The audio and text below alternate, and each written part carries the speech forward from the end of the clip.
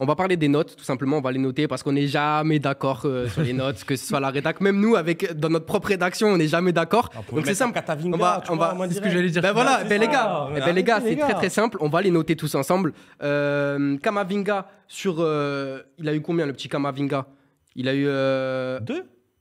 Il a été noté à 2 sur le site, sur notre site Foot Mercato. Il y en a qui vont être d'accord, il y en a qui vont pas être d'accord. Je vous propose de faire le premier point sur Kamavinga. Vérité, oui et non, parce que faut souligner le positif quand même. On n'est pas là que pour retenir le négatif. Déjà, je trouve qu'il a fait une deuxième période plus solide. Et il s'est repris. Alors, ça pouvait pas être pire, certes, mais il faut le souligner. Alors, j'aurais peut-être mis un 3 parce qu'il a quand même vraiment pris de l'eau en première période.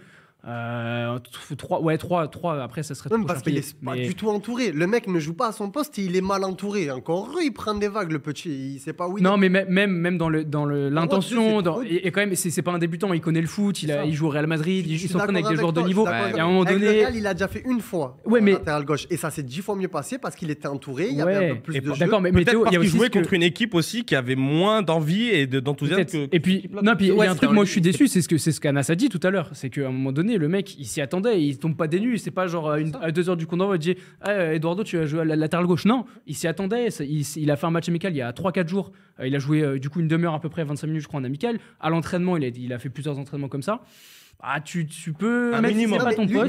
Non, mais lui était prêt à jouer, d'accord. Moi, ce que j'ai vu, c'est qu'à chaque fois qu'il touchait la balle, le pauvre, il était pas entouré. Il avait pas de solution. Soit il devait ressortir, soit il devait aller chercher une passe vers l'avant qui était hyper compliquée. Pas du tout d'accord. Eh ben, on va regarder le match. En tout cas, dans le chat. En vrai, vas-y, pardon. Non, j'allais juste souligner dans le chat, il y a Monsieur Pomme de Pain qui nous dit ça se confirme, on a des remplaçants qui sont nuls. Je dis nul, j'ai remplacé le terme qu'il a dit parce qu'on n'a pas envie de se faire strike pour la 3e émission. Mais les flops, tout le monde et le poteau de Lucas sauf Konaté, ça c'est Kessi qui nous dit ça. Le fidèle Kessi. Allez, je te laisse reprendre.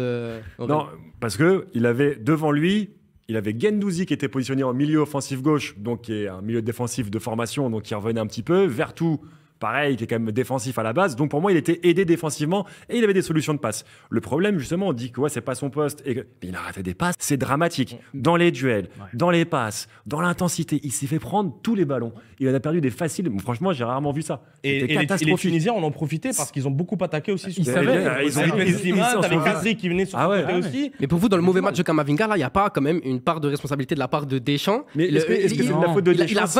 Il a 20 piges, on le met défenseur gauche pour un match de la Coupe du Monde. Est-ce que c'est pas un peu le tuer finalement? La faute de Deschamps, c'est de ne pas avoir appris un autre latéral gauche. Non, il y en a deux. Ouais, c'est ça. Il y en a deux latéraux gauche. Oui, il considère Lucas Hernandez comme un. Le premier se blesse au premier match. Le deuxième rentre, il joue les 2 matchs. Tu le fais reposer parce que tu n'as plus que lui justement, donc tu es obligé de le faire reposer. Donc on fait quoi? On regarde la liste, qui est gaucher? Rabiot, Kamavinga. Rabiot, il a déjà été testé, ça avait été mauvais. Kamavinga, tu veux le préserver pour tu veux le préserver aussi. Kamavinga, il est quand même vif, il est au duel, il est bon normalement, il a un bon pied gauche. Sauf que là, tout ça, on l'a pas vu du match. Jonathan Klaus. Mais c'est pour ça que je parle. Il avait envie de placer. C'est pour ça que je parle de latéral gauche de formation, parce que ce qui est bien avec Lucas Hernandez, c'est qu'à ce moment-là, soit tu le fais jouer en défense centrale ou latéral gauche, et à ce moment-là, tu te laisses au moins la possibilité de le faire rentrer en défense centrale si tu as un problème justement de latéral gauche. Et là, à part Théo Hernandez justement que tu fais reposer parce que déjà gros match contre le Danemark. Mais je me dis justement, même Lucatine, ce coup de malchance. Même Ferland Mendy aussi, il aurait pu au moins se montrer. Mais c'est un problème là de constitution de liste. Exactement. Maintenant que la liste elle est faite, qu'est-ce qu'il avait comme choix? C'est ça le truc. Mais en tout cas, pour le match de Kamavinga, que ce soit les repères, les automatismes et tout, il y a juste quelque chose qui trompe pas. À un moment donné, je me souviens d'un truc, je pense que vous en souvenez. Il y a un 1-2, mais qui va à 2 à l'heure entre 2 Tunisiens. Kamavinga, il y a son vis-à-vis qui fait la passe. Kamavinga le regarde et donc le mec lui fait le relais et il le regarde comme ça. Et le mec part dans son dos et il arrive tout seul. Et après, oh putain, il faut que je cours. Bah ouais, non. Parce que ça, il n'a pas le droit. Ça, c'est les automatismes des milieux. Ouais, mais c'est les automatismes des milieux. Il n'a pas le droit. Il est collé à la ligne. Quand il y a un 6 ou 8. L'automatisme de rien faire. Tu vas pas me dire qu'il a oublié qu'il était latéral gauche quand même. Frère, regarde Pavard que le premier but contre l'Australie. Il a l'habitude de jouer latéral. Pourtant, le centre de il a plus l'habitude que Kamavinga, mais j'aimerais dans ce cas-là, il faut avoir autant d'indulgence et de mansuétude avec Pavard ou Koundé que là pour Kamavinga. Pas du tout. Voilà, parce qu'il est Pavard, il a été beaucoup plus délaissé par Pogba et Dembélé dans sa carrière de latéral droit que Kamavinga là. Mais Pavard sur le match de l'Australie, tu peux pas être tu dois être beaucoup moins indulgent que tu dois l'être sur Kamavinga. J'ai eu du mal à la fin.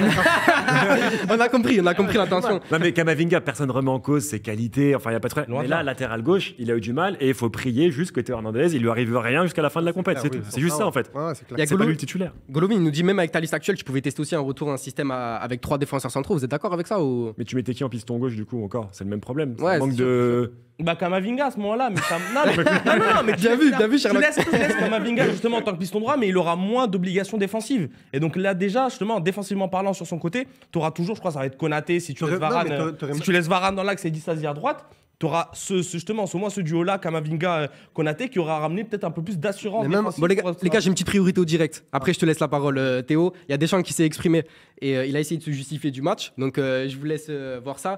J'ai géré un peu plus par rapport à ce qui s'est passé parce qu'il y a des joueurs à risque et qu'on avait fait 2 matchs d'une grosse intensité en 4 jours. On s'est donné la possibilité à plus de joueurs du groupe d'être sur le terrain. Ce n'était pas évident, mais ça leur permettait de voir la différence, car ça, c'est un match de Coupe du Monde. Mais l'objectif est atteint. Maintenant, on va récupérer et une deuxième compétition va commencer. Bon. Oui, il passe à autre chose, quoi. C'est du Deschamps. C'est du oublier. C'est du Deschamps tout craché, j'ai envie de vous dire. Non, mais en plus, son discours, il est bon. On a voulu faire plaisir aux autres. Je me suis rendu compte que le cadeau était un peu plus empoisonné que ce que je pensais. J'aime bien cette expression de cadeau empoisonné. Ouais, parce que c'est le cas. Tu la sors souvent, je trouve pas mieux. Tu as quelque chose à me proposer? Absolument pas. Elle est où l'alchimie, les gars? Entre vous, d'habitude, vous faites des trucs comme ça. Les gars, Là, lui, il est parti de l'autre côté. Les gars, je vous propose de passer à un autre joueur, à moins que vous ayez autre chose à dire sur le petit Kamavinga. Mais quand même, il y en a pas mal à citer. Non, mais mais c'est notre poulain, faut le sur le protéger. système à 3 défenseurs, tu aurais même pu mettre Gendouzi en piston gauche et recentrer Kamavinga. Laissez-le tranquille, Oui, non, Gendouzi, le pauvre. Ah, mais Gendouzi, du coup, aurait pu jouer un peu plus sur son pied gauche, faire ce jeu-là un peu de sentinelle et revenir retravailler vers l'avant, et Kamavinga aurait été beaucoup plus à l'aise dans l'axe.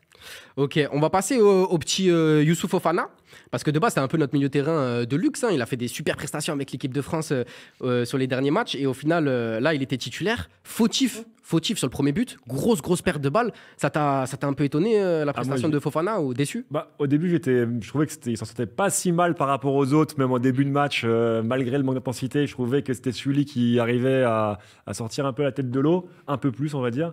Mais la perte de balle et le comportement sur le but tunisien, moi, ça m'a choqué. C'est exactement ça m'a choqué. C'est interdit. C'est intolérable. Tu pas ça en district, même si moi, ça me met la haine quand je vois le dimanche un gars faire ça. Mais quand tu fais ça, tu regardes l'arbitre.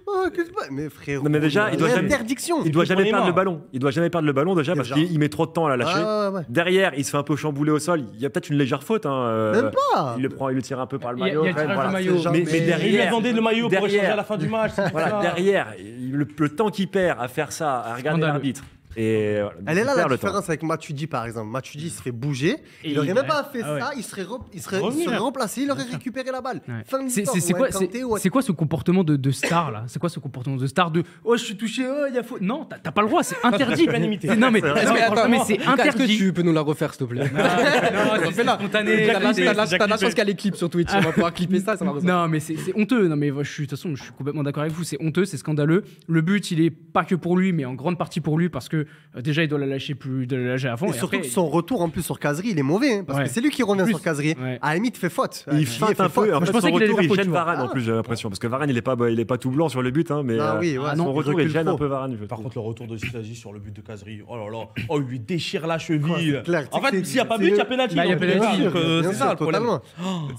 Mais en fait, c'est encore tu fais ça dans les 35 derniers mètres. À la Neymar, qui a l'habitude de faire ça. Ok. De leur côté, tu veux dire. Voilà, de leur côté, oui. Tu as ton bloc défensif qui est en place, qui peut rattraper le coup. Tu fais ça, tu sais que tu es l'avant-dernière ligne défensive. Tu as un Varane qui n'est pas à 100%, Konaté qui se fait. Il gère comme il peut, Kamavinga qui est à l'ouest, et Disasi, il ne sait pas comment il s'appelle. Donc, non, tu n'as pas le droit de faire ça. Et malgré cette bourde de Fofana, là, on sait quand même que c'est un bon joueur. Vous n'avez pas peur que ça lui tue sa confiance en lui, là? Les gars, c'est un match de Coupe du Monde. Là, pour le coup, Anas, c'est toi qui le disais à chaque fois. Là, pour le coup, c'est l'homme du résultat, Fofana. Non, mais c'est vrai.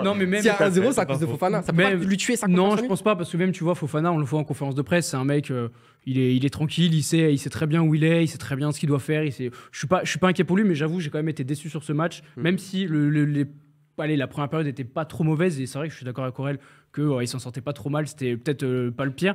Mais à la deuxième période, même offensivement, ok, c'est pas ce qu'on lui demande forcément, mais il a raté des contrôles, il en a raté 3-4, notamment avant le but, il en rate 3. C'est chaud, tu vois, et t'as pas le droit. Je sais pas si on peut en voir la photo qui a été juste avant là, mais on voit sur la photo que Mandanda, même sur la photo, on a l'impression qu'il est au ralenti. C'est fou, hein. C'est terrible. On a l'impression qu'il est. J'adore de critiquer Mandanda. Plus vieux joueur de l'histoire de l'équipe de France, justement. On l'a vu aujourd'hui. Tu l'as senti. Comme ça. Ouais, il y en a. Et après, il a fait la spéciale. Tu sais, avec l'OM, je voyais que cette tête. Avec les yeux gonflés, fatigués. Bah, il y a AGS Glider là, Glider peut-être en anglais, je sais pas ce que ça veut dire, j'espère que c'est pas. Mais il a dit Mandanda catastrophique, donc il est d'accord avec toi. Il y en a beaucoup qui nous parlent de ce pseudo hors-jeu, les gars, on en a parlé juste il y a 2 minutes. En fait, c'est Griezmann qui fait action de jeu sur l'action précédente, même si c'est peut-être contestable. Après, on n'est pas arbitre. Guendouzi aussi, je vois des emojis avec le pouce en bas, donc ça veut dire Guendouzi nul. Bah, je vous propose d'en parler de Guendouzi. Vous avez pensé quoi de son match? Il a été noté à combien le petit 3 Guendouzi. C'est gentil. Bon, Verretou a quand même eu Ouais, Guendouzi, je te laisse la parole, Anas. Lucas. Quel honneur. On se ressemble beaucoup. C'est les lunettes. Exactement ça. T'as pensé quoi du match de Guendouzi? L'homme invisible. L'homme invisible, moi je dirais plutôt Verretou pour l'homme invisible. Non. T'as raison, parce qu'au bout de 30 minutes de jeu, il disait que c'était le joueur qui avait le moins touché la balle, au moins 8 ou 9 ballons. Alors quand t'es à ce poste-là, t'as pas le droit. Et puis même il était décevant, même normalement dans l'intensité, dans l'impact, il répond présent. Aujourd'hui, il mettait le pied, t'as l'impression qu'il avait peur de se faire mal. Moi, j'étais vraiment très déçu de lui. Bon, techniquement, c'était compliqué. Et puis, il était perdu, surtout sur le terrain. Il était perdu. Alors, ok, il jouait, il a débuté ailier gauche, ok. C'est pas son poste, mais il était perdu. Surtout il savait pas où se mettre.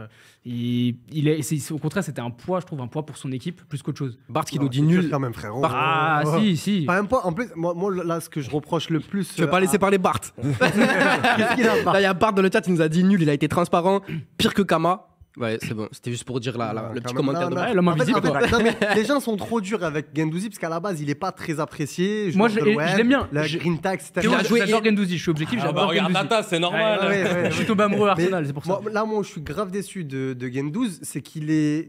On parlait des automatismes. À côté de lui, il y avait Verretou. Il joue toute l'année avec lui. Donc, ils sont censés se connaître sur les apports défensifs, le lien qu'il doit y avoir. Mais c'est pas le même trop de poste ce côté-là d'ailleurs en plus, parce qu'il est peut-être plus côté droit s'il joue un peu plus haut, Guendouzi. Gauche ou droite, dans tous les cas, à chaque fois qu'il lève la tête autour de lui, c'était soit Rongier, soit Verretou. Donc, moi, je suis déçu sur ce côté-là où Guendouzi, il aurait pu peut-être montrer quelque chose de plus guerrier. Ce qu'on a. Des fois, techniquement, c'est sûr que des fois, il va perdre beaucoup de ballons. Bête, je veux dire, putain, pourquoi il fait ça? Mais par contre, derrière, il va se tuer. Et c'est ce qui a manqué sur Guendouzi. Moi, c'est marrant parce que je trouve, autant j'avais moins envie de défendre Kamavinga par rapport au changement de poste, j'ai plus envie de défendre Guendouzi sur cet argument-là. C'est ça que j'allais te dire. Parce que, mais parce qu'en fait, lui, c'est un. Même s'il joue un peu plus offensif avec l'OM, ça reste quand même de base un milieu défensif à qui on demande de jouer ailier gauche quasiment ce soir. Pour moi, il y a plus de différence entre Kamavinga qui peut jouer milieu def et qui va jouer arrière gauche, qui va plus défendre. Donc, qu'il soit pas présent offensivement, qu'il ait du mal à aider Colomboigny, etc. Moi, ça me paraît pas normal.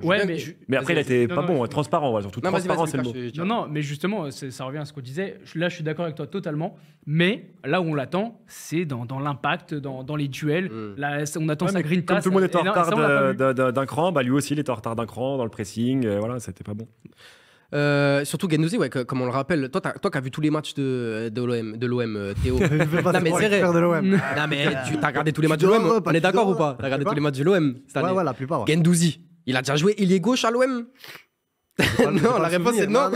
Et là, tu fais. À droite, il a déjà joué à droite, un petit peu plus haut. À droite. Mais de toute façon, pareil. C'est un truc qu'il ne sait pas faire. Il ne sait pas prendre la balle, aller vers l'avant, dribbler un joueur. Il va jouer sur, on va dire, sa patte gauche. Il va essayer de jouer avec son corps, aller gratter ce petit coup franc. Parce que la grinta, parce que pour moi, c'est un joueur qui est basé que sur ça.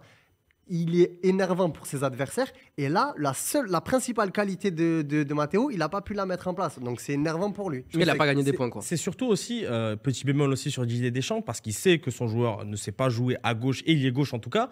Ce qu'il aurait pu au moins faire, c'est le mettre à droite, ailier droit, comme il le fait avec l'Olympique de Marseille, et mettre Coman à gauche. Et Coman à gauche, ce ne serait pas un problème pour lui, parce qu'il a déjà joué sur les deux côtés. Il ne faut pas exagérer, il ne joue pas ailier droit, il joue milieu, sur le papier, axe droit. Sur le papier, il aurait été beaucoup plus à l'aise sur le couloir droit que sur le couloir gauche. Et à ce moment-là, tu mets Coman sur le couloir gauche parce que tu sais qu'il peut t'apporter des différences à ce poste-là.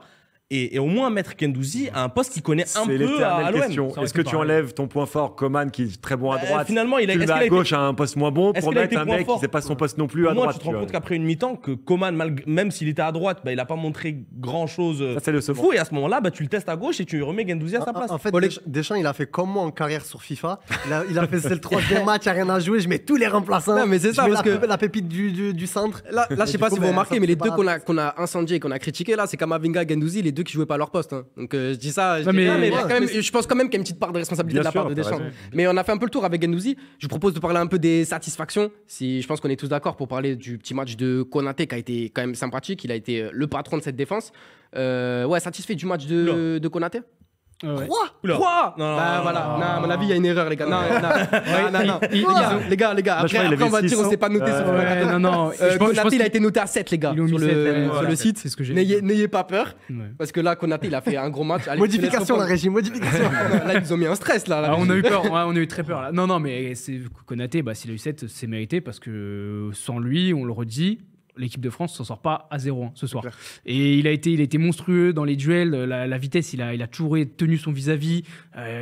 Franchement, je sais pas si on peut en régie nous avoir le nombre de duels qu'il a gagné. Il a gagné un nombre incalculable de duels. Tu vas les mettre dans la sauce, la régie, toi. Ah, non, mais il a La aidé. régie t'a typé fort. Et puis, non, mais c'était compliqué pour lui parce qu'il devait gérer Kamavinga qui était complètement perdu. Et il a très bien fait ce rôle. Et il a tenu la défense. Il a tenu la défense. Je vais pas remettre un taquet à Varane, mais voilà. Il a Non, fait mais la là, table de- Pas moi, aidé je- par moi- Varane, pas aidé par Kamavinga. Ouais, c'est voilà. clair, moi je suis entièrement d'accord, je te rejoins à 200%. Il était seul et tu perds que 1-0. Et ça peut, Alors que Kazri, des fois, n'a pas fait les meilleurs choix. Il voulait souvent montrer que oui, t'as une grosse frappe, frérot. Du coup, il se faisait plaisir. Mais j'en suis sûr que si tu tombes va sur faire des ça. attaquants plus intelligents, Konaté peut pas tout gérer seul. Et- Est-ce que ça peut redistribuer les cartes à Nas? Parce qu'au final, Upamecano, il était parti pour être le titulaire. Là, Konaté, gros match. Il a fait quand même son match contre le Danemark. Ça peut redistribuer un petit peu les cartes par rapport à ça? Parce que Varane y sera, logiquement. C'est qui à côté, du coup? Bien sûr, justement, tu dis que ce genre de prestations-là peuvent te permettre au moins de mettre le doute dans la tête de Didier Deschamps. Et moi, comme avait déjà dit Lucas, je pense que je mets Varane sur le banc et que je laisse Konaté ou Upamecano qui ont montré bien plus de choses ensemble. En tout cas, c'était face à l'Australie, même si c'était fait bouffer le premier quart d'heure, etc. Mais ils ont beaucoup plus montré de choses ensemble que Varane avec Upamecano ou Varane avec Konaté. Ah, mais les gars, c'est la Coupe du Monde. Hein. Moi, je veux bien que Varane. Bien sûr. Je suis pas le Bien- grand mais- fan de mais Varane c'est- en mais plus. Hein. Mais tu vas vraiment jouer un huitième de finale avec Konaté ou Upamecano, aussi fort soit-il, aussi bon ont-ils été contre l'Australie au premier match. Ouais, après, c'est les choix de Didier Deschamps. C'est sûr que lui, il va mettre Varane. Varane, c'est titulaire. l'expérience. Et Il y a après, beaucoup de blessés, ça c'est dépendra de l'expérience. Upamecano. Devant toi, Mais c'est Chouameni Rabiot. Toi, tu j'aurais mis moi, préfères en un tout cas. Varane à, je sais pas, peut-être 70% qu'un Konaté à 100%. C'est là où il faut faire confiance à Deschamps. Si Deschamps, C'est ça. il met Varane, c'est que dans son esprit, pour moi, Varane, il est peut-être pas à 100%, mais au moins à 90, tu vois. On l'a vu ce Si soir c'est qu'il qu'il est est à à 100%, 60-70%, j'ai confiance en Deschamps sur le fait de mettre Konaté ou Upamecano. Bon, après, au pire des cas, il y a 5 changements. Il n'y en a pas que 3. Au pire des cas, il y en a 5. Si tu vois qu'au bout de 15 minutes, Varane, il est out, tu fais vite C'est vrai. rentrer Konaté. Enfin, s'il est out, c'est qu'on s'est pris un but aussi, peut-être, parce qu'il n'a Ouais, pas été ouais, là. ouais, et ouais. voilà. Puis tu disais là où il faut faire confiance à Deschamps, est-ce qu'il n'y a pas un aspect aussi psychologique dans les gros matchs, les gars, quand vous avez un Varane, un taulier, c'est peut-être lui qui va débarquer de la tête quand il y a un corner, etc. Alors que avec la charnière jeune Upamecano Konaté, ça peut être beaucoup. Déjà là, c'était pas un grand match et c'était pas lui qui tenait la baraque. Donc, Oui, mais justement, dans les matchs. c'est ça le mais dans les- problème. Non, mais dans les matchs avec plus d'enjeux, tu vois. Non, mais bien sûr, mais ça peut être à ce y a moment-là un l'expérience qui joueur va qui peut jouer. rentrer. Mais en tant que titulaire et commencer avec un match avec autant d'intensité et tu prends dans la gueule comme ça, là, on n'a pas vu cet apport-là de leadership qu'on attendait de lui à la base. Mais surtout qu'en plus que contre l'Australie, avec Upa et Konaté, au niveau aérien, que ce soit défensif ou offensif, et que c'était un match très important. C'était important de rentrer bien dans ta compétition. Les mecs étaient présents. Il y a eu 2-3 têtes de Konaté sur des corners, il me semble, si ma mémoire est bonne. Ouais. Donc, moi, je pense que Varane devrait se reposer un petit peu. Dans les commentaires, il y a Erday qui nous dit croisons les doigts pour que personne des titus se blesse. Ben, on est d'accord avec toi, je pense, hein, autour de ce plateau. On va appeler le marabout de Pogba. Ah, non, parle pas Parce de que Marabout, c'est fou, hein. Moi, dès que mon chouchou il est rentré, Grisou, le match, il est. Ah, c'est plus- Grisou, c'est plus la ça a même failli être équipe. le Lui et sauveur, les hein. autres. Lui et les Non, autres. mais même, surtout voilà. qu'en fait, c'est moi là où c'était vraiment flagrant, c'est quand les ailiers touchaient la balle. Aux premières mi-temps, Coman je sais plus qui. Guendouzi, tu sais très bien qui c'était. Il Il y avait pas ce mec au milieu de terrain dans le centre qui venait Manquait de oxygéner ça. créateur dans le Manquait de milieu. créa. Dès que Grisou est rentré, et Mbappé bien évidemment, il y a une scène à un moment, elle est flagrante, une action où tu as un triple 1-2, même si ça finit sur un corner. Les mecs, c'est départ de Mbappé, tu viens de toucher Griezmann qui touche Kolo Muani. C'est fou, quand tu changes 3 joueurs derrière, Et c'est des mecs qui se connaissent, surtout.